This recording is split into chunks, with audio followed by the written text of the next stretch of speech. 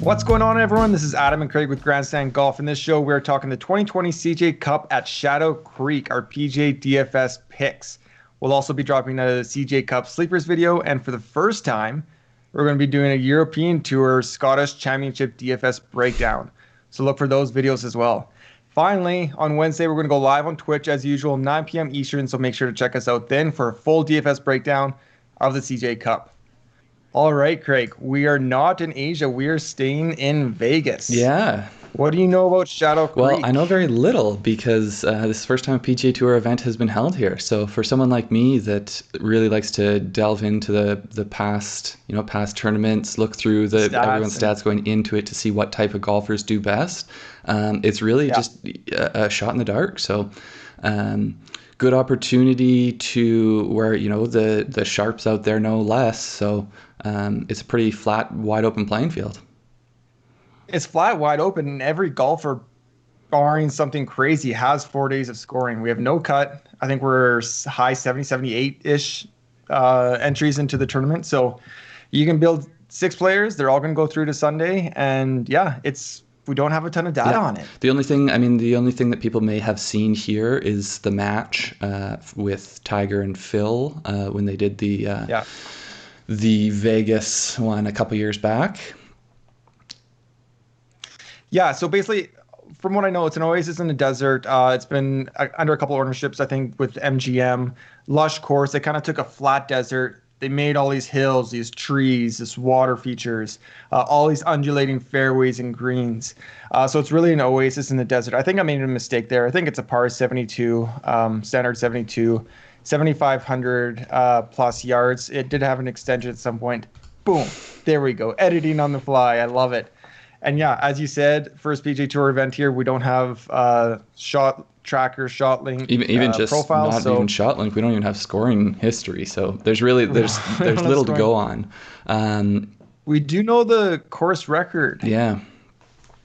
So unfortunately, we just heard today that Dustin Johnson's tested positive for COVID, so he will not be playing this week. Yeah. But you may have also heard that he has the course record here. I think he was playing with the Great One, wasn't he? He was playing with Gretzky. So. That gives you an idea that, someone like Dustin Johnson, a bomber, will do well here. I think it also is a little bit that probably he's one of, if not the best golfer to ever play the course. So it may be less a look at this as the type of golfer who's going to do well and more just, yes, the best golfers are able to set course records. He's better than the Las Vegas Sharks that have played before and after. Yeah, exactly. I think that was a 65 that he shot for the course record. That might go down today. This week. It does look like the weather's pretty tame. We have 70 of the best golfers in the world here. Never know. Yeah. Who knows? Yeah. All right. So going into my picks, first and foremost, I'm just going with Justin Thomas. 10,800 on DraftKings, 11,700 on FanDuel. So he's one less place there on FanDuel. So if you do want to kind of find some kind of value there, I just think, Craig, he's the best pure winner in the field. He has no weakness in his game. He's first in strokes gained tee to green. This is for the 1920 season. He's thrived in limited field, no cut events in the past. We look at WGCs. We look at the Tournament of Champions. He's won in Asia. He's won in Hawaii. He wins, in a resort course. He can win anywhere. Yeah. It's Justin Thomas. He has no weakness. I think he's priced below Rahm. I just think he's the best chance to win, the best pure winner we have there. Yeah, I don't think you can ever really go that wrong with JT. So there's really not a counter argument there. There's no real stats to this because he's great at everything. Yeah. The one contention I would make is maybe the best pure winner in the field. I like perhaps because I think there's a couple of guys you could make an argument for there. So yeah. So next up, I have Scottie Scheffler, 8,800 on DraftKings, 9,800 on FanDuel. He hasn't been playing the best since he had the asymptomatic COVID-19 diagnosis. He took a couple of weeks off, then came back. He missed a cut, I believe. Gained 10 pounds, apparently. Gained 10 pounds. So he's only had 6 rounds, I think, since he came back.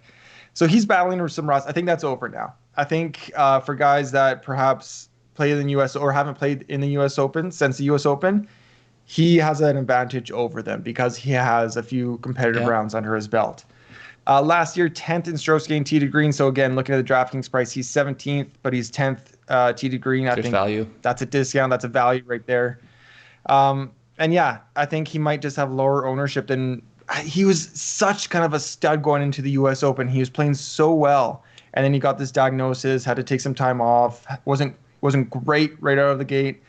So it's a chance for, I mean, it's not exactly low price, but it's more closer to the average for someone like Scottie Scheffler than perhaps they should. And I haven't actually looked at this since it broke my heart, but I think he missed the cut on the number on last week. Yeah. So it's not like it was or he might have been. He was a 5 or 6. He might have been 5 under. Yeah. So it's not like it was a horrible performance. It wasn't quite enough in a huge birdie fest to make the cut.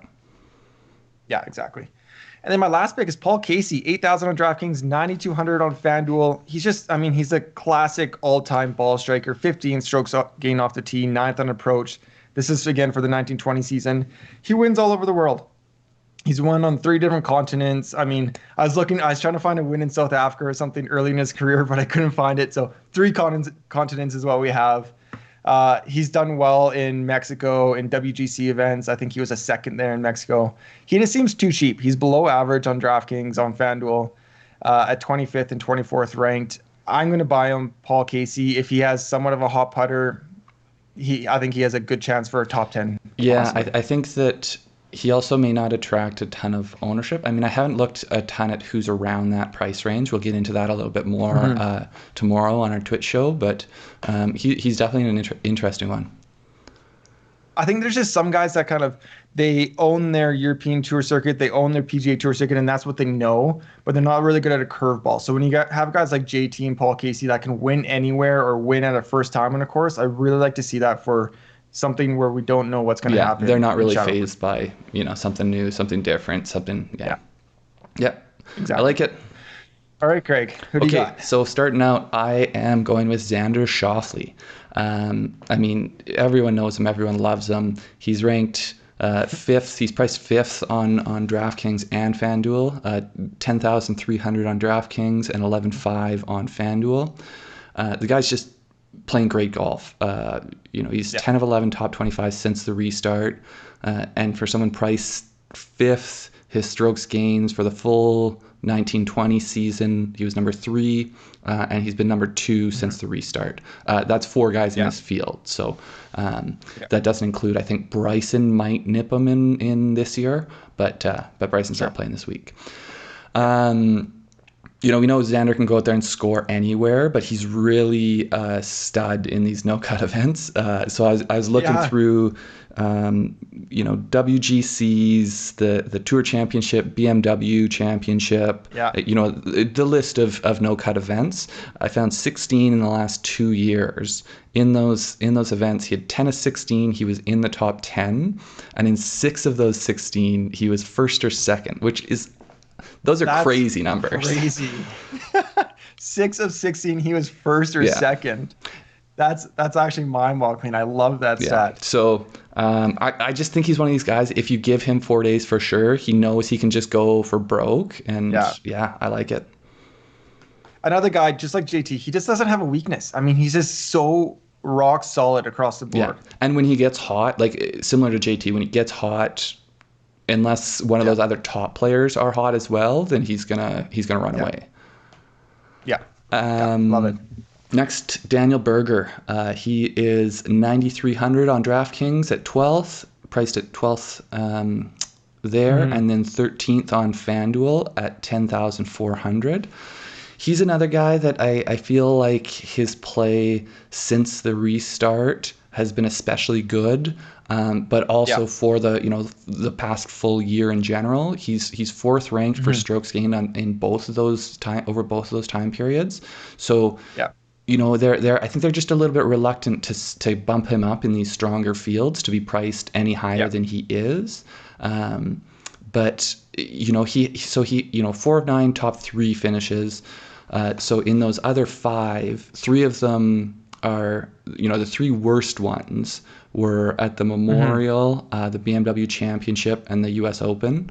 and I mean, tied for 25th. Those are the toughest tests. So yeah. That's what I was going to say, was basically those were the courses where people were getting beat up. Memorial, there was only 9 players under par by the end of it, and he actually missed the cut on the number there, so it wasn't a bad miscut. It was just missed out. BMW Championship, that was when we were at Olympia Fields and everyone was getting beat up. And the US Open, everyone knows what Winfoot was like. I don't think Shadow Creek is going to be that type of a test. So those are the, if we're looking at where he has been doing well and where he has struggled, this doesn't seem like the type of place that he has struggled. So yeah, I like Berger a lot. I got him in one of my lineups already. He just seems like he's discounted a little bit because of those kind of the US Open and BMW. While guys like Wolf, who've been playing great as of late, got a price bump. Berger's just kind of stayed right there, and he's a nice kind of second piece, maybe third piece if you're going real stars and scrubs. Yeah, and may not have like the flashiness and the awareness because it hasn't been as sexy in the last little bit. Yeah. Absolutely.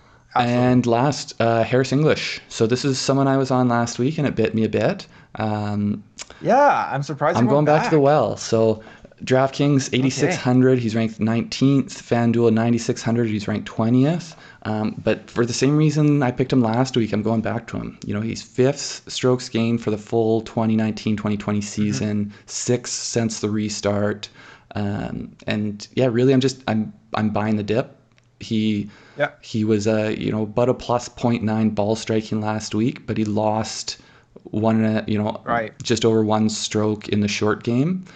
He was another one who he was at -5 and missed a cut when the cut just got a little bit crazy. But he's typically a positive, almost a stroke in the short game. So I think it's a little bit more concerning when people are losing ball striking when they rely on that. But putting and around the green can vary so much depending on so volatile that I'm not reading too much into last week as a negative, and so I'm going to be happy to go there. I think that I think he shows good value. Yeah, at around 20th, I like it. I do. Yeah.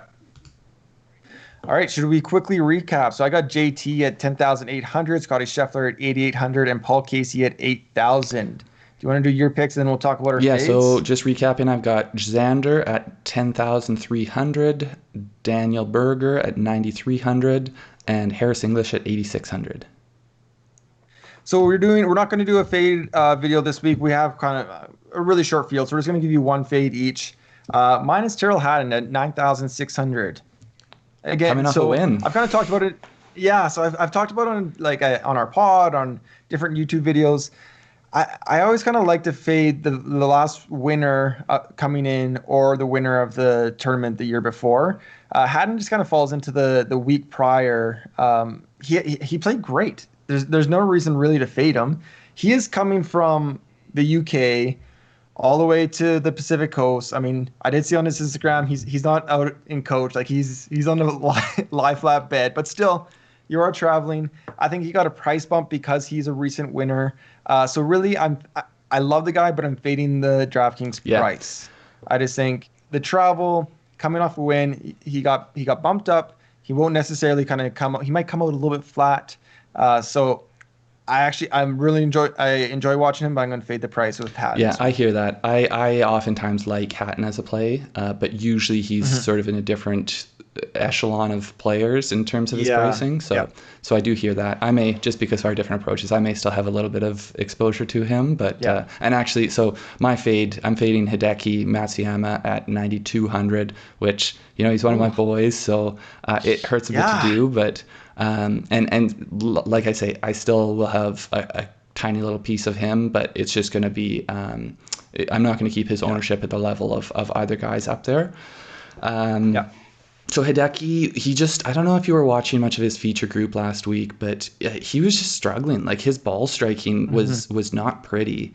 He ended up, I think he lost, well, I know he gained for the 2 days, he gained over a stroke putting on average, which if you think that Hideki is missing a cut while doing that, that his ball striking and his tee green play in general is not where it usually is. So That's the one where I do maybe take a little bit more compared to Harris English. I take a little bit more of that coming into this week. Now, Hideki is known to be a crazy worker, so he may have it totally turned around between Friday and last Friday and this Thursday. So that's where I'll still have a little piece of him. But if you're only putting in 1 or 2 lineups, I wouldn't peg it on Hideki. There's other plays out there. Yeah, for sure. I like it. Okay, well, thank you everybody for watching our video. Make sure to catch us on Twitch Wednesday night, 9 p.m. Eastern. Follow us on Twitter at Grandstand Golf. That's where we push out all our content. And please make sure to like and subscribe to our channel. We're continuing to grow, produce new content, and we want to kind of build the audience as well. So please like and subscribe, and we will be dropping 2 more videos. So make sure to catch those as well. Thanks a lot, guys. Good luck this week. Thanks.